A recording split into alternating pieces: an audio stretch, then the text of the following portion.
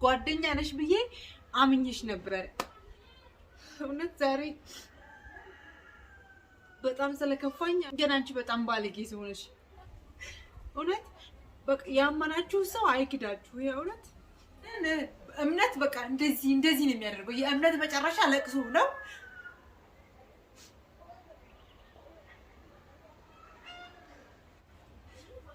ላለመናደድ እሞክራለሁ።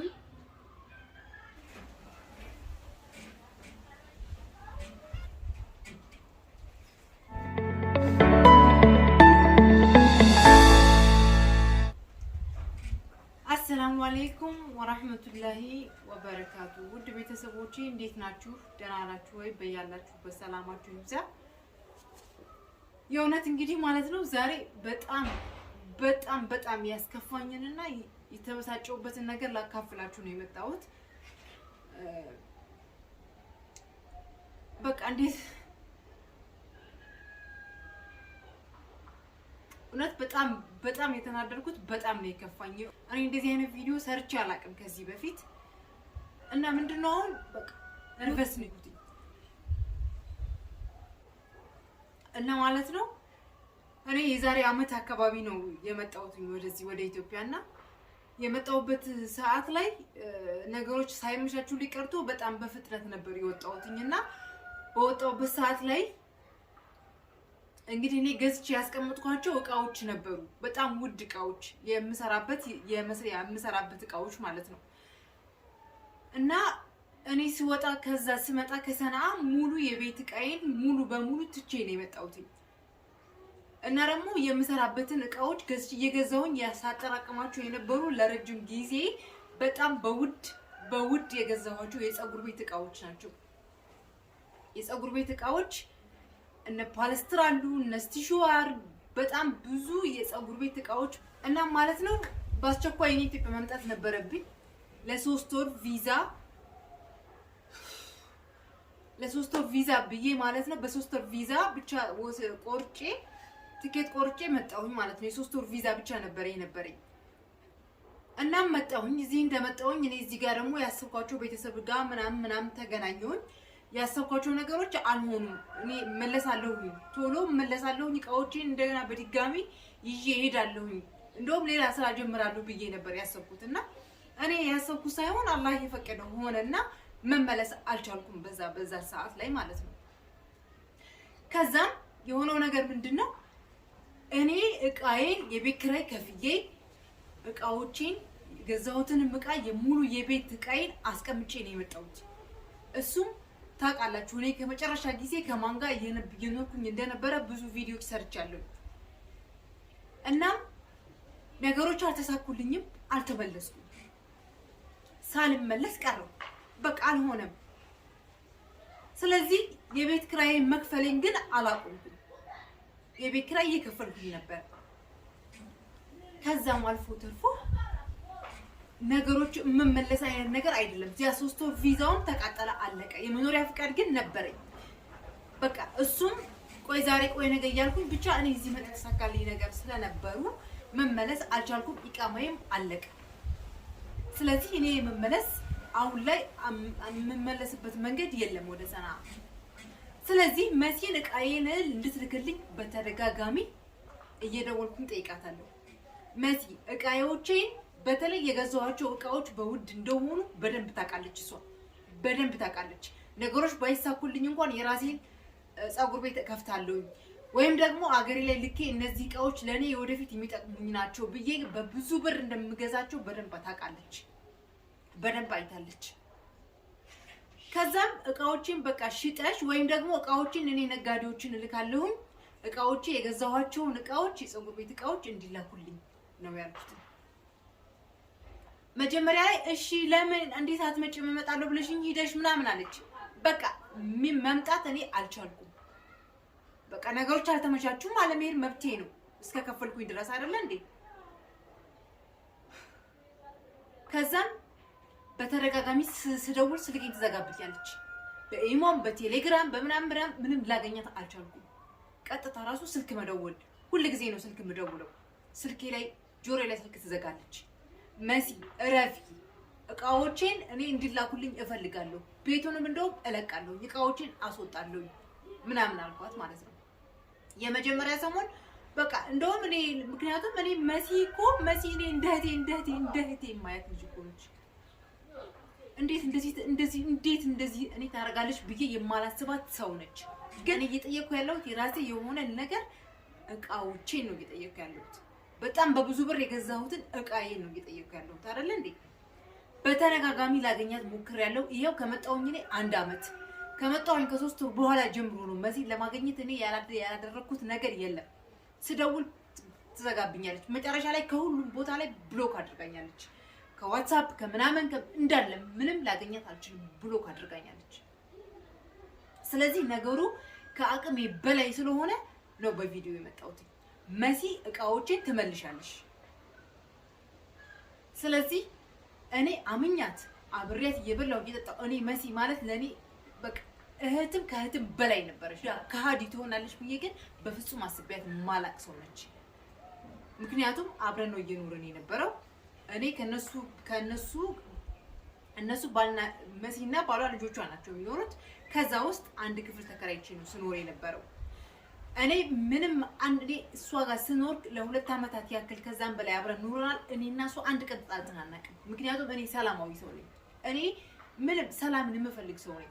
ጠዋት ነው የምወጣው፣ ማታ ነው የምገባው። ስለዚህ ምንም አንድ ቀን ተጣልተን ተነጋግረን ራሱ አናውቅም። ግን አልመጣም ካልኳት ጀምሮ ጊዜ ስልኬን ብሎክ ነው ያደረገችው። እቃውን ሂዱ አምጡልኝ ከቤት እንደዚህ አይነት እቃ አለ ብዬ የሚመላለሱ ነጋዴዎችን በተረጋጋሚ ስልክ ጭራሽ ቤት በር አትከፍትም፣ በሩን እያንኳኳ አትከፍትም። በእኔ በኩል የተላከ ሰው ከሆነ መልስ አትመልስም። በስተመጨረሻ ላይ ምንም አይነት እቃ የላትም አላቅም ብላ ነው የመለሰችውና መሲ በጣም አክብሬሻለሁ። ባሳለፍናቸው መልካም ጊዜ ሁሉ እነሱን ብቻ አስቢና እቃዎችን ትልኪያል ላኪ። ሰው ልካለሁ፣ እቃዎችን ላኪ። አንቺ እንደማንኛውም ብዙ ነገር ታውቂያለሽ። አንቺ ነሽ ትዕግስቴን ተፈታተንሽ በሶሻል ሚዲያ እንድመጣ ያደረግሽ። ምክንያቱም አንቺ እኔ እንጃ በጣም ባለጌ ነሽ አንቺ። ቆይ ምክንያቱም እኔ ከየት ያመጣሁት መስሎሽ ነው? እኔ ዝም ብዬ ያመጣሁት መስሎሻል እንዴ? እኔ ብዙ አመት ለብዙ ጊዜ ደግሜ የገዛኋቸው እቃዎች ናቸው። እዛ እንኳን ባይሳካልኝ ባይሆን አገሬ ላይ መጥቼ እኔ ድጋሚ ስደት መሰደድ አልፈልግም። ታውቂያለሽ፣ እኔ ዛሬ ላይ አገሬ ላይ ልስራ ብዬ ሳስብ እቃዎቹ ያስፈልጉኛል። እነዚህ እቃዎች ደግሞ እንደገና በውድ ልገዛቸው አልችልም።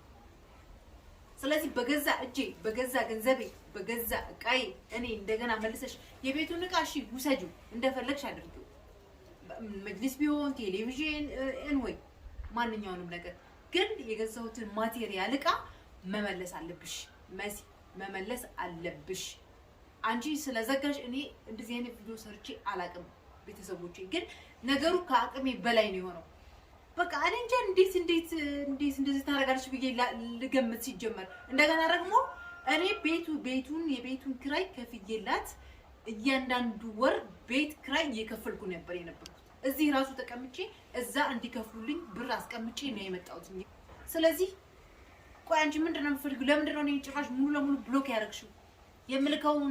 የምልካቸውን ሰዎች ለምንድነው የምትመልሺው? የገዝቼ ያስቀመጥኳቸው ቤት ውስጥ በጣም በብዙ ሺህ እቃዎች አሉ መሲ፣ የፀጉር ቤት በጣም ማቴሪያሎች አሉኝ። ስለዚህ እነሱን እያንዳንዱ እቃዎች እኔ እፈልጋቸዋለሁ። ስለዚህ ምን ለማለት ፈልገሽ ነው? ምን ለማለት አስበሽ ነው አንቺ? ቆይ እኔ እንጃ። በቃ መጨረሻ ላይ ከቀሩት ጥሩ ጓደኞች ብዬ ያሰብኩሽ አንቺን ነበር። የእውነቴን ነው የምልሽ፣ ትዕግስቴን በጣም ተፈታትነሽኛል መሲ። ከዚህ በላይ ባታስቸግሪኝ፣ ከዚህ በላይ ችግር ባትፈጥሪ ጥሩ ነው እላለሁ፣ ለኔም ይሁን ላንቺ። ይሄ በስነ ስርዓት በትክክል እየነገርኩሽ ነው ያለሁት።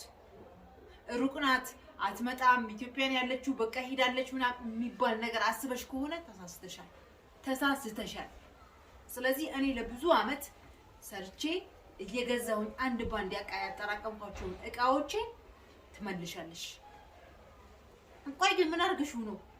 ምን ለማን ሰጥተሽው ነው? አዳዲስ እቃዎች ናቸው የተጠቀምኩባቸው የሰራሁባቸው ምናምኖች እኮ አይደሉም። እኔ ገዝቼ ያስቀመጥኩት እቤቴ ክፍሌ ውስጥ ነው።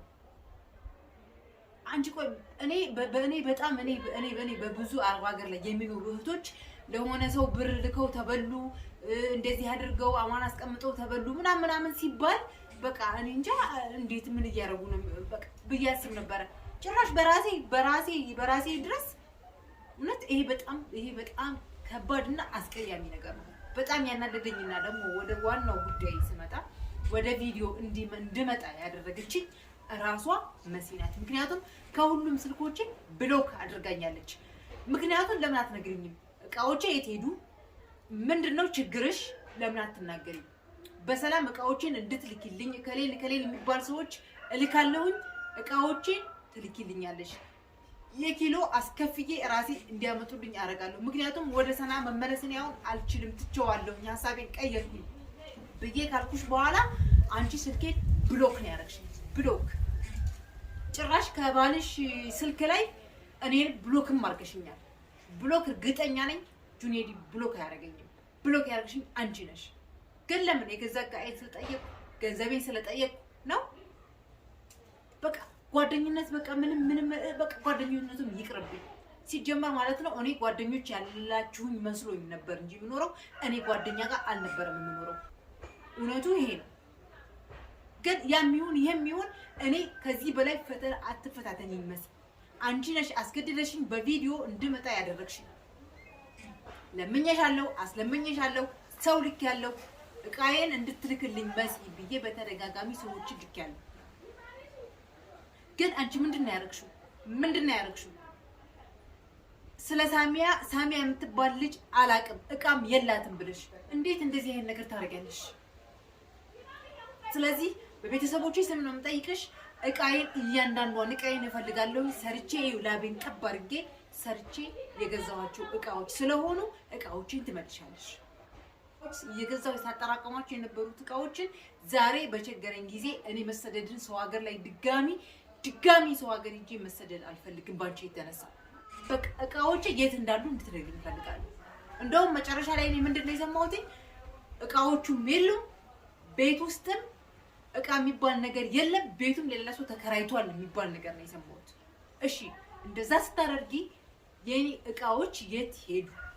ውድ ቤተሰቦች ታውቃላችሁ ከዚህ በፊት እኔ ፀጉር ቤት ነበር ምሰራ የነበረው አረቦች ጋር፣ ለዛውም ትልልቅ ፀጉር ቤቶች ውስጥ ያለው ዘገ ከነገ ወዲያ ነገሮች ቢመቻቹ የራሴን ፀጉር ቤት ከፍታለሁ እያልኩኝ የገዛሁኝ ሳስቀምጥ የነበር እኔ መምጣት አልቻልኩም። በጊዜው በጣም በአስቸኳይ መምጣት ነበረብኝ። ኪሎ ይዤ መምጣት አልችልም፣ ብዙ ኪሎ የለኝም፣ ምክንያቱም እቃ ማውጣት አልችልም ነበረ በሰዓቱ።